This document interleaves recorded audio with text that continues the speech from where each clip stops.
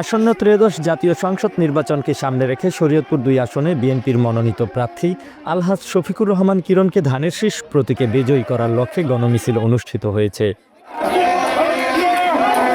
শনিবার ৭ ফেব্রুয়ারি বিকেলে নড়িয়া উপজেলার বিএনপির সভাপতি মুন্সি শামসুল আলম দাদুনের নেতৃত্বে চরআত্রা ও নওপাড়া ইউনিয়নের সর্বস্তরের জনগণের অংশগ্রহণে গণমিছিলটি নড়িয়া বাজার গোডাউনঘাট থেকে শুরু হয়ে নড়িয়া বাজার ও উপজেলা চত্বর প্রদক্ষিণ করে বাঁশতলা নদীর পাড়ে গিয়ে শেষ হয়। গণমিছিলে বিএনপি ও এর অঙ্গ সংগঠনের নেতাকর্মী সহ সাধারণ মানুষ অংশগ্রহণ করেন।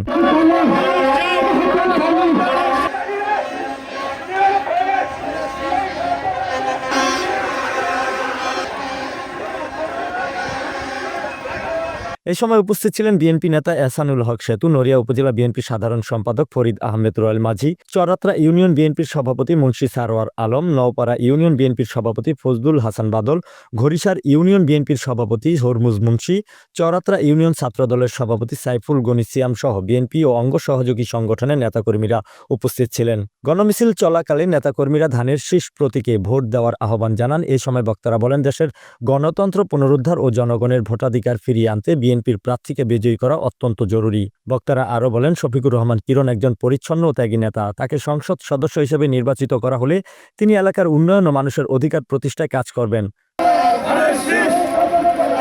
আমি ইতিমধ্যে যে আভাস পেয়েছি, ইনশাল্লাহ এতে আমরা সকল ভোটারদের প্রতি এত কৃতজ্ঞ এবং তাদের প্রতি এত আমি কোনো নির্বাচনে এরকম অনুপ্রাণিত হতে দেখিনি। বিগত আমি অনেক নির্বাচনই করেছি। এবার ইনশাল্লাহ আমরা আভাস পাচ্ছি তারা চায় সেই ফেসিবাসের অবদানের পরে, যার মাধ্যমে এই দেশে সংবাদের স্বাধীনতা পেয়েছে, মানুষ গণতন্ত্রের আভাস পাচ্ছে এবং গণতন্ত্রকে মুক্তভাবে রাজনীতি করার আভাসের জন্য দেশনীতি এবং খালেদার কথা চিন্তা করে এবং বিশেষ করে আমাদের যে তরুণ সমাজের যারা আমাদের যে বর্তমান যে কাণ্ডারি দলের তারেক রহমানের নির্দেশে মানুষ এত উৎফুল্লিত যে তারা খুব সহজেই ইনশাল্লাহ মনে করে যে এই বাংলাদেশের মানুষ স্বাধীনভাবে চলাফেরা করবে।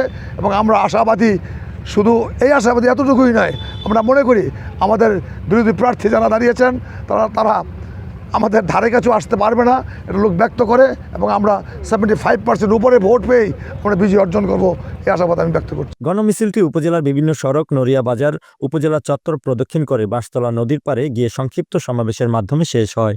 আমরা আগামীতে যদি ক্ষমতায় আসে জনাব শফিকুর রহমান কিরণ সাহেব ইনশাল্লাহ এই নড়িয়াবাসীকে একটি সুন্দর আধুনিক ডিজিটাল নড়িয়া উপহার দিবেন।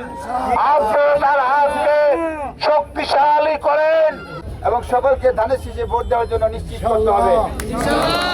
আপনারা অত্যন্ত কষ্ট করে যাচ্ছেন আমি জানি।